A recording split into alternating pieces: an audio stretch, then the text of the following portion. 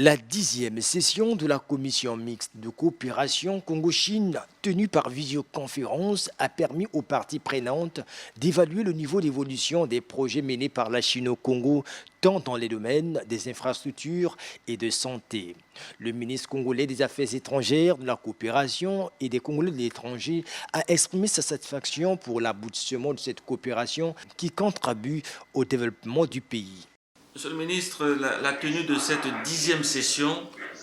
témoigne de la qualité et de la vitalité de notre coopération qui se développe de manière exemplaire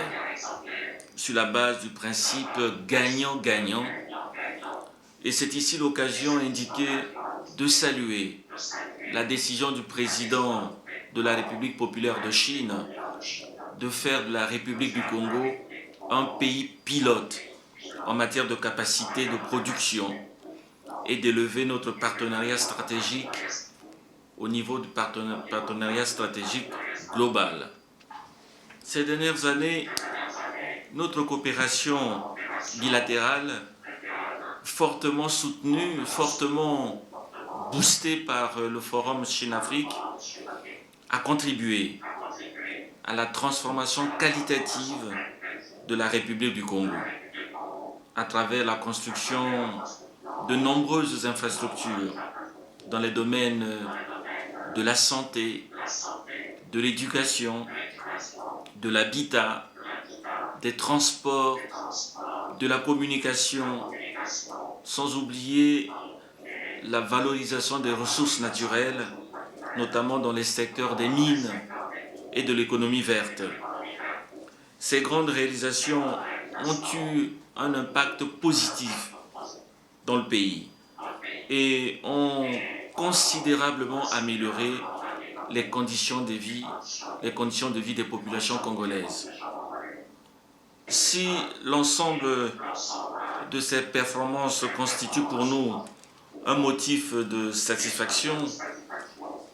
et de fierté, après tout, c'est un partenariat avec un pays ami,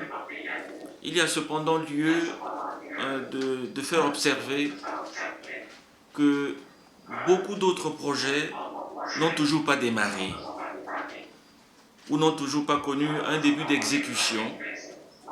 compte tenu des contraintes budgétaires liées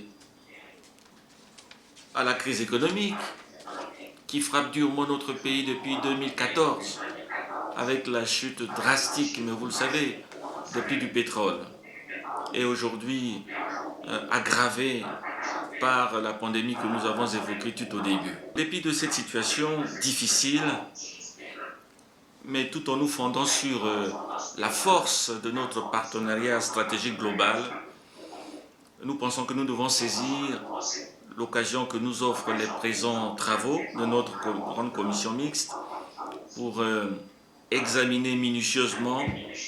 les voies et moyens susceptibles de permettre l'achèvement des travaux en cours de réalisation et d'amorcer le démarrage dans l'exécution de nouveaux chantiers, afin de gagner la bataille du développement, objet essentiel de notre coopération. Le vice-ministre chinois du commerce a traduit la volonté de son pays, celle d'étendre son action dans d'autres domaines.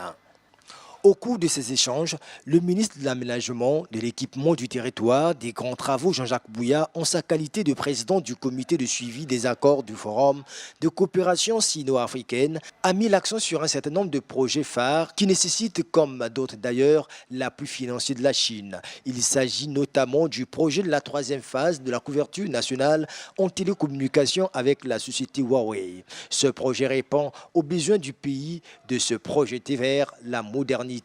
des technologies, l'information et la communication. Enfin, le projet de digitalisation de la radio et de la télévision nationale avec Star Times. Ici, il s'agit pour le Congo de moderniser ses moyens de communication de masse en les migrant de l'analogique au numérique, a précisé en substance le ministre Jean-Jacques Bouya. Intervenant à son tour, le ministre des zones économiques spéciales, Gilbert Mokoki, a fait le bilan sur l'évolution du projet de réalisation et de développement de la zone économique spéciale de Pointe-Noire. Aussi a-t-il plaidé pour l'implication des investisseurs chinois dans l'aboutissement de ce projet. Ici est de rappeler que la 10e session de la Commission mixte de coopération économique, commerciale et technique entre la République populaire de Chine et la République du Congo a été précédée par la réunion des experts de deux parties.